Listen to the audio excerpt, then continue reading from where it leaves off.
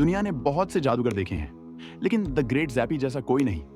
सन 1899 की वो रात जिसे आज तक कोई भूल नहीं पाया, क्योंकि उस रात एक जादू हुआ जो इतिहास का सबसे बड़ा रहस्य बन गया।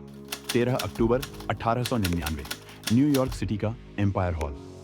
थिएटर खचाखच भरा हुआ था। हजारों लोग एक आदमी को देखने आए थे, वो आदमी जो असंभव को संभव बना देता था, द ग्रेट ज़ैपी। कभी उसने हाथियों को गायब किया, कभी शेरों को, यहाँ तक कि इंसानों को भी हवा में विलीन कर दिया। लेकिन उस रात उसने कहा, आज मैं अपनी जिंदगी का आखिरी जादू दिखाऊंगा। वो मंच के बीच खड़ा हुआ और बोला, सभी लोग अपनी आंखें बंद कर लें और 10 से गिनती शुरू करें।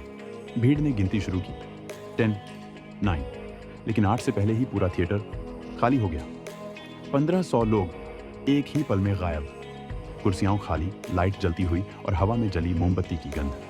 बैक स्टेज काम करने वालों ने बताया, उन्होंने ज़ैपी को भागते हुए देखा, लेकिन फिर वो कभी नहीं मिला।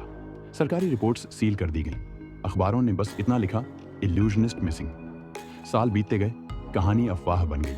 किसी ने कहा यह मैस हिप्नोसिस था, किसी ने कहा यह किसी गुप्त प्रयोग का हिस्सा था, पर सच्चाई किसी को नहीं पता चली।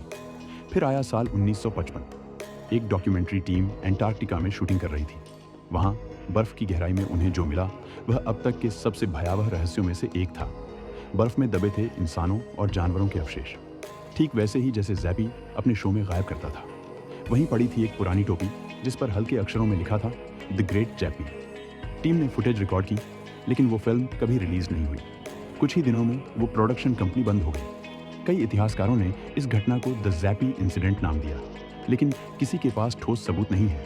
कुछ कहते हैं ये सामूहिक भ्रम था, कुछ कहते हैं किसी दूसरे आयाम का दरवाजा खुल गया था, पर हर बार वही नतीजा निकला, सन्नाटा।